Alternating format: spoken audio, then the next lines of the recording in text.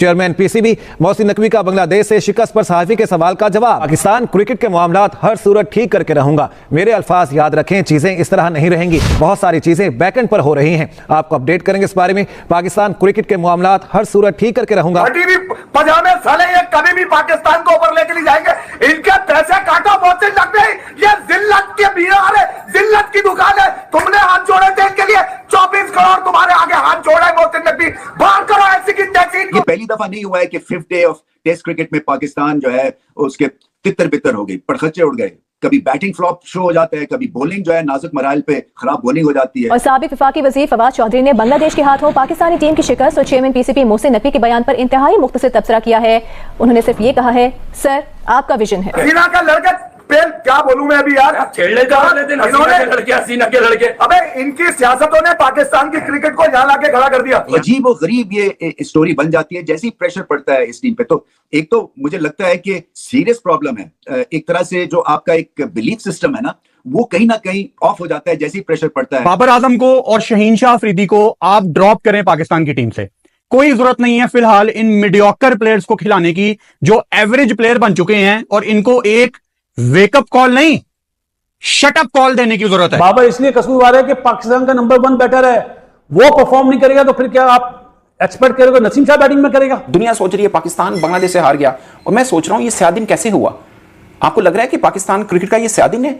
ये कैसे स्याह दिन हो सकता है? एक टेस्ट प्लेइंग नेशन आपको हरा रही है, आप तो उनसे भी हारे हैं जिनसे सवाल ही पैदा नहीं होता था। क्या इसका कोई इलाज है आपके पास? जो पाकिस्तान की क्रिकेट हो रही है, चाहे वो T20 हो, चाहे वनडे हो, चाहे टेस्ट मैच। अब तो टेस्ट मैच भी आप अपने होम ग्राउंड पे आ गए ना। इंग्लैंड से तो आप हारे, अब तो आप बांग्लादेश से आ गए, इसके बाद आपकी इंग्लैंड सीरीज है। फास्ट बॉलिंग की जो रेपुटेशन के ऊपर आप इनको खिलाए जाते हैं, वो एक तरह से खत्म हो गई है वो रेपुटेशन। और ये एशिया कप से एक तरह से डिबैकल शुरू हुआ है, एक कॉन्फिडेंस क्राइसिस जो इस बॉलिंग लाइनअप में, खासतौर पे फास्ट बॉलिंग लाइनअप में आया है, वो वहां से शुरू हुआ है। आसिफ अली इस ड्रेसिंग रूम में होता है, सबसे पहले पता क्या कहता है? अब्दुल्ला शफीक साहब अपना बैग पैक करें और घर जाएं। अब्दुल्ला शफीक के शॉट ने पाकिस्तान को यह मैच हरवाया है। पाकिस्तान में आके इन कंडीशंस में आप बांग्लादेश से टेस्ट मैच हार जाएं और फिर कंडीशंस ठीक रीड ना करें, मुझे अफसोस इस चीज का है। ना आपने बैटिंग में कुछ पहली इनिंग्स में जो आपने कॉन्फिडेंस लिया वो दूसरी इनिंग्स में आप उसको डाल सके, बॉलिंग जो है वो तो बिल्कुल ही बेकार थी। इनका दिमाग तो ये है कि ये एक दूसरे को ब्रेडमैन कह रहे होते हैं कि तू T20 का ब्रेडमैन है, तू किंग है, मैं शहनशाह हूं और मैं बादशाह हूं। आप आपस में सबके चल रहे हैं कि तू ये है, तू ये है। जितना मैनेजमेंट का कसूर है उतना ही प्लेयरों का कसूर है। पहली बारी में क्या टाइम था डिक्लेयर करने का? उसके 200 कराते, लेकिन ओवर कॉन्फिडेंट थे ना, हम आउट कर लेंगे 2 दफा। अरे भाई, आउट बोलने में और करने में नमस्कार दोस्तों, मैं हूं। तो दोस्तों, पाकिस्तान की शर्मनाक हार से जहां पूरा पाकिस्तान इस समय सदमे में है, वहीं मोहसिन नकवी दोस्तों बयान दे रहे हैं कि हम अगले मैच में कमबैक करेंगे और ऐसा कमबैक करेंगे कि WTC फाइनल तक हम पहुंचेंगे और पाकिस्तान क्रिकेट में बहुत सी चेंजेस होने वाले हैं।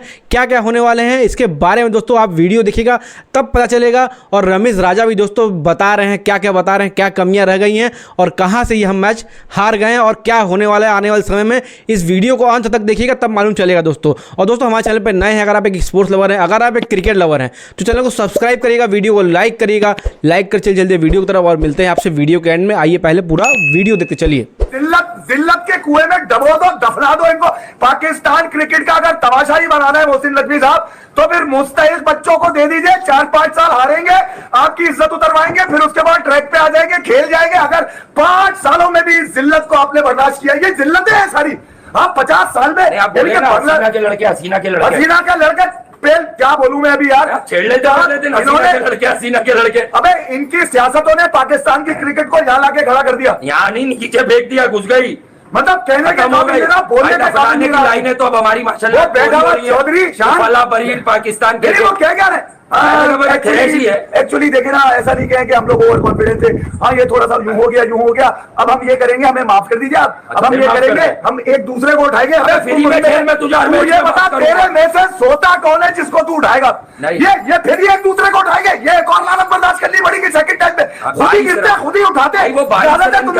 अजीब और गरीब ये स्टोरी बन जाती है जैसे ही प्रेशर पड़ता है इस टीम पे। तो एक तो मुझे लगता है कि सीरियस प्रॉब्लम है, एक तरह से जो आपका एक बिलीफ सिस्टम है ना, वो कहीं ना कहीं ऑफ हो जाता है जैसे ही प्रेशर पड़ता है। बॉलर्स के ऊपर खासतौर पे जब प्रेशर पड़ता है तो खराब स्पेल करने शुरू कर देते हैं। बैट्समैन तो ऐसे ही है, टॉप ऑर्डर जो है वो टेक्निकल, उसमें इतनी कुवत ही नहीं है कि हल्की फुल्की भी साइडवेज की मौसीकी हो तो वहां पे ये फ्लॉप शो हो जाता है। सो जब आपके टॉप 3 स्ट्रगल कर रहे हैं तो मिडिल ऑर्डर जो है वो कच्चा पक्का है और आके फिर रिजवान ने स्कोर करना है तो टेल एंडर्स आपके बहुत ज्यादा हैं और फिर उनको बैटिंग भी नहीं आती है। तो हाल यही होता है कि आप बांग्लादेश से भी हार जाते हैं।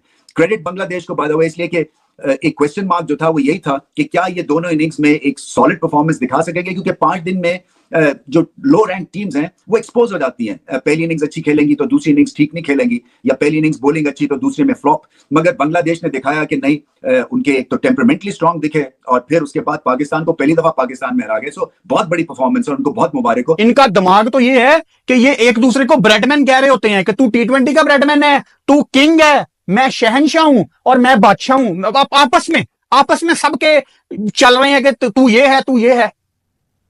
देखें, अब आपके लिए ना ये कहना बड़ा आसान है, जो कभी कभी क्रिकेट देखते हैं ना, जिनको मैं डड्डू फैंस कहता हूं, वो अभी फजूल में शान मसूद को बीच में ले आएंगे। भाई, आपको 2023 का वर्ल्ड कप शान मसूद ने हरवाया है, आपको 2022 का T20 world cup Shan Masood ने आपको हरवाया, ऑस्ट्रेलिया वाला। वो तो ऑस्ट्रेलिया में हाईएस्ट स्कोरर था, जिसको आपने 23 में वर्ल्ड कप में लेके गए, जो कि ऑटोमेटिक चॉइस थी। आपको 21 का T20 world cup Shan Masood ने हराया है। कौन हरवाता रहा है आपको एशिया कप शान मसूद ने हरवाए हैं? नहीं। मैंने अभी पिछली वीडियो में भी बात की थी कि क्लास में जो सबसे लाइक बच्चा होता है ना, सबसे काबिल बच्चा होता है, सब उसको ही पूछते हैं कि तूने एग्जाम में क्या किया। आप कभी बैक बेंचर से पूछते हैं कि यार तूने परफॉर्म क्यों नहीं किया? आप उससे पूछते हैं ना सबसे लाइक हो, और हमारा लाइक सबसे बड़ा नलाइक है बाबर आजम। जितना मैनेजमेंट का कसूर है उतना ही प्लेयरों का कसूर है। पहली बारी में क्या टाइम था डिक्लेयर करने का, उसके 200 कराते, लेकिन ओवर कॉन्फिडेंट थे ना, हम आउट कर लेंगे 2 दफा। अरे भाई, आउट बोलने में और करने में बहुत फर्क होता है। तो दोस्तों, पीसीबी चेयरमैन मोहसिन नकवी साहब शायद अपना दिमागी संतुलन जो है ना वो खो चुके हैं पूरी तरह से, इसीलिए ऐसी बातें कर रहे हैं और बातें कर रहे हैं कमबैक करने की। अरे कमबैक करके अब क्या फ़ायदा, क्या होने वाला है कमबैक करके? ये सोचते हैं कि WTC फाइनल में WTC के ऊपर टॉप पे पहुंचने के लिए, ये लोग को ऊपर जाने के लिए लगातार सारे मैचेस जीतने होंगे और ये पहुंच जाएंगे।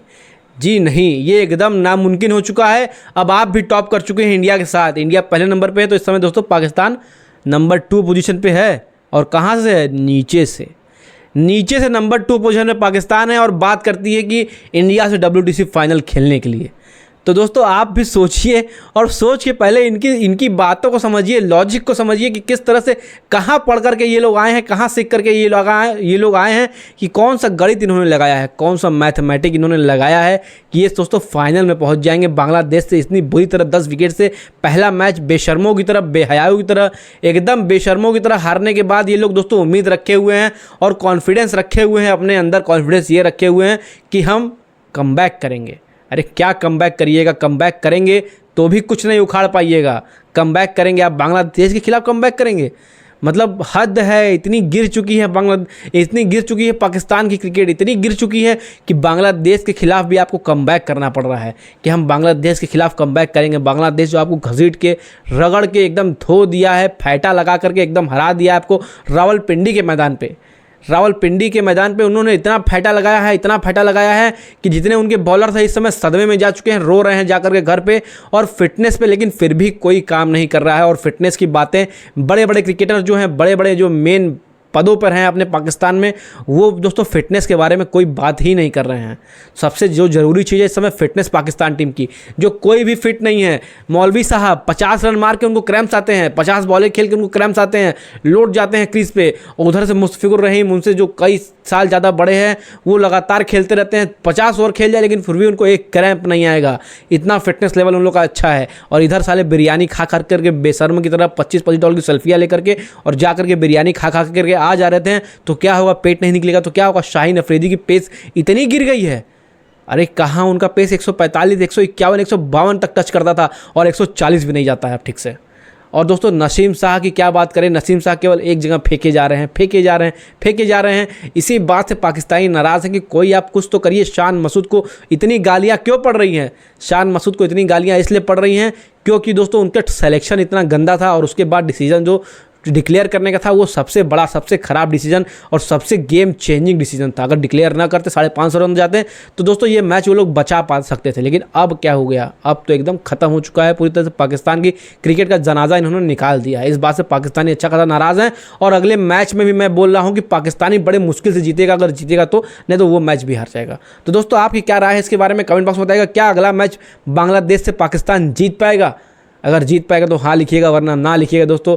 और दोस्तों वीडियो अच्छा लगा तो family friend near and dear में शेयर जरूर करिएगा। मिलते हैं नेक्स्ट वीडियो में, तब तक के लिए दोस्तों जय हिंद।